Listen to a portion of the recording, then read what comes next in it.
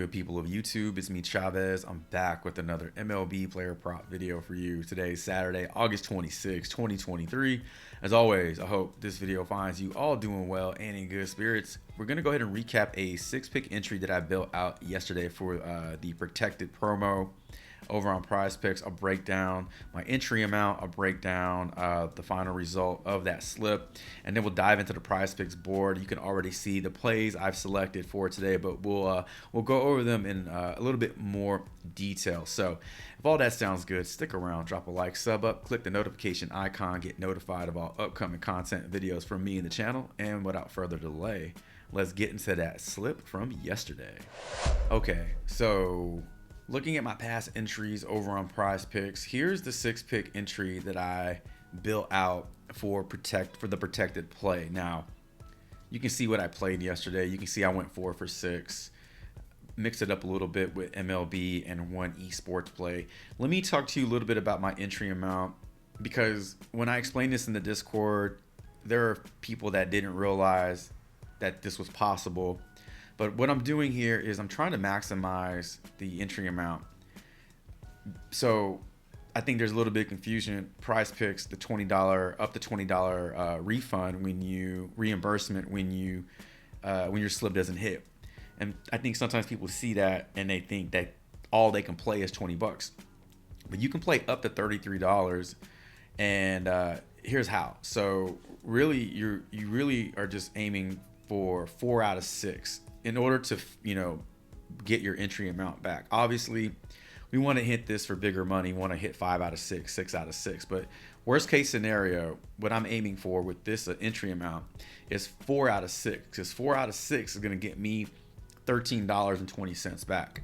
And since Prizepicks will reimburse me up to 20 bucks in promo funds, there's my full entry amount returned to me. And that's how I could take advantage of that protected play. So you're not really capped to 20 bucks.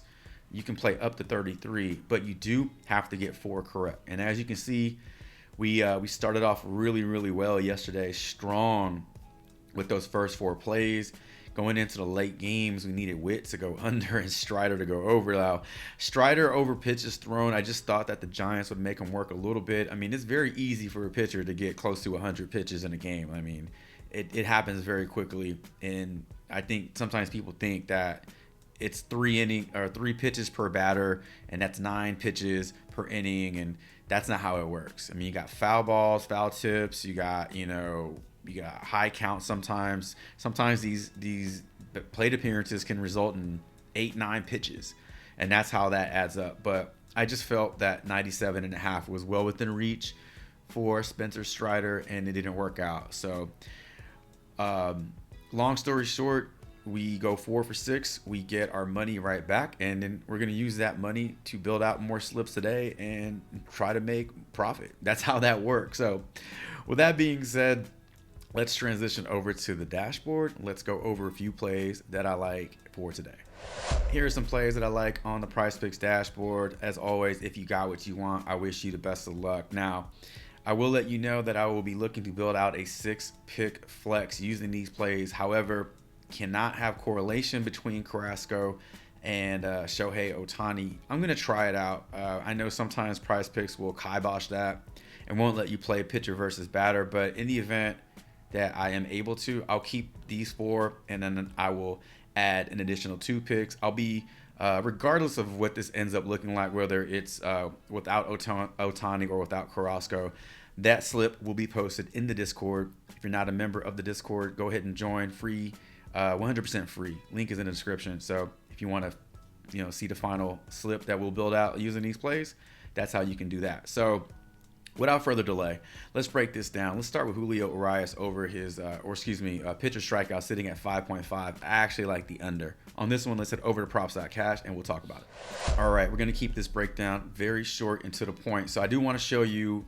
Urias's home splits before we get into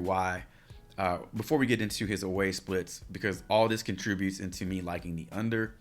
At home, he's a much different pitcher, much better pitcher very good pitcher at home. 7 strikeouts over his last 5 and 10 games, pitching well into the 6th inning in many of these games, keeping the walks down, keeping the hits down, and keeping the earned runs under 3. So he is keeping himself in contention for that quality start bonus if you're playing his fantasy points. Now, on the road, much different story. So let's look at his Ks. They dropped from 7 to 4 over those games.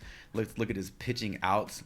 You can see that he is well under 4 innings in a lot of these games, not going into the 6th inning in very many games. Walks are way up, so averaging roughly 2 walks per game, and then the hits are way up. So the combined hits allowed and walks allowed result on men on base, runners on base. Most of the time, that's going to result in higher earned runs allowed, which is what you see on the road for him. Factor all that into this game being played in Fenway Park, which is a very hitter-friendly ballpark. I just don't like the mix there. I don't like the over on the strikeouts. If this got bumped down to 5, maybe you look for the over and maybe look for the push, or maybe you just stay away from it. But as long as it's sitting at 5.5, I like the under on it. So that's what we're rolling with. Julio Urias under 5.5 pitcher strikeouts as our first play of the day.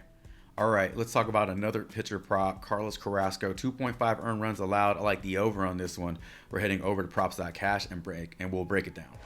All right, so Carlos Carrasco, bit of a different pitcher. Whether he's home or away, he's pretty much allowing the same production. So at home, he's allowing 3.7 earned runs over his last 9 and 3.2 over his last 5. Looking at the road splits, you can see he's averaging 3 over his last 10 and then 3.2 over his last 5. So regardless, he's averaging what we need him to get today, which is 3 earned runs. He is allowing quite a few hits per game. I mean, 6 to 7 hits per game over his last 5 and 10 games. And the walks are there as well. So we talked about this with Urias a few seconds ago. Combined walks and hits allowed, that equals runners on, and runners on most of the time will equal earned runs. So we're looking at Carlos Carrasco to give up over 2.5, which is 3 or more. Factor all that in with him facing a team in the Los Angeles Angels, who are a top 10 team in terms of hitting versus right-handed pitching. I worded that terribly, my bad. They're very good at hitting right-handed pitching, top 10 team right here. And Carlos Carrasco, not quite a 1K per inning guy. So not striking out a lot of batters, allowing runners on via walks and hits. I think that's a combination, a good combination for the over on 2.5 earned runs. And so that's what we're going to roll with. Second play of the day, we're going over Carlos Carrasco, 2.5 earned runs allowed. All right. Next play, let's talk about Shohei Ohtani. I like the over on his fantasy score. Let's head over to props.cash and break it down a little bit more. Okay, sticking on the same screen because this is the same game. Shohei Ohtani versus Carrasco over the last handful of years. Only 4 plate appearances, but 750 batting average here. 1 single, 1 double, 1 homer, 3 RBIs. He is a triple short of the cycle versus Carrasco. Lefty versus righty matchup sets up very well for Ohtani, batting over 300, 33 homers, 25 troubles, 53 singles, and in terms of his RBIs, you're looking at a total of 69, 69 RBIs for Shohei Ohtani versus righties. We didn't get into the production allowed to right-handed or to left-handed batters by Carrasco because we were focusing on his earned runs allowed, but he is allowing, far less, batting average or smaller batting average to lefties than he is righties, but still giving up hits, a little bit of power there, and 45 less plate appearances to lefties. So we're also talking about Shohei Ohtani, arguably the best baseball player in the entire universe, the best hitter in the entire universe. So,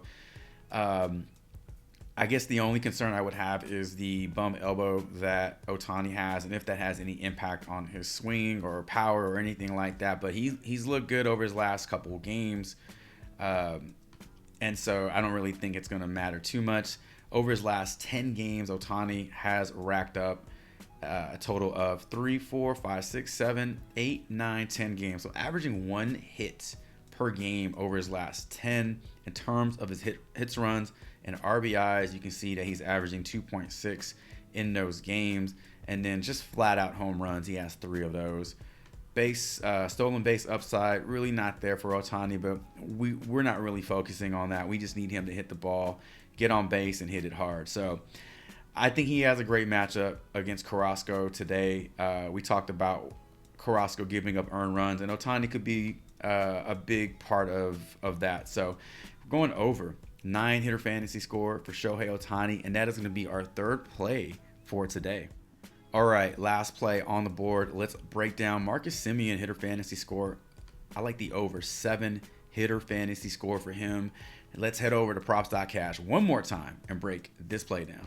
Okay, Marcus Semien today, nice matchup versus the Twins versus Joe Ryan. 3 plate appearances with a homer, 1 RBI for 333 batting average. Semien versus righties on the year, batting .279, almost identical batting averages here, way more plate appearances, so expect more numbers. 18 homers, 20 troubles, 67 singles, and in terms of RBIs, he has driven in a total of 65 versus righties. Now, Joe Ryan on the season versus righties, allowing a higher batting average, more plate appearances, but not by much. All right, you're still looking at well over 200 for each side of the plate, but 274 allowed to righties, 18 homers, 13 doubles, and 41 singles. Looking at what Marcus Semien has done over his last 10, he's averaged 1 hit in his last 10 in terms of hits, runs, and RBIs, averaging 2.1 hits, runs, and RBIs in his last 10. In terms of just flat-out homers, he has 2 of those. Stolen bases, he has 3. So we talk about fantasy points. We talk about how quickly they can add up when you have a player that has stolen base upside. Very quickly, this can add up, and he can go over in a heartbeat. I don't care how you slice it, what kind of knife you use to cut into this. It's a good spot for Marcus Semien versus Joe Ryan and the Twins. Therefore, we're taking the over 7.0 hitter fantasy score, and that is going to be our 4th and final play of today. All right, ladies and gentlemen, that's going to do it for today's video. Drop a comment below. Let me know what you like on the board as well as your thoughts on these 4 plays. Keep in mind, we will be looking to build out a 6-pick flex using these 4 plays. If we're not able to use Ohtani versus Carrasco, we'll definitely switch it up a little bit, but that slip will be provided in the free player prop Discord, so make sure you check that out. Best of luck to you all should you tell any of this that we covered today. And until Monday's MLB player prop video, Chavez is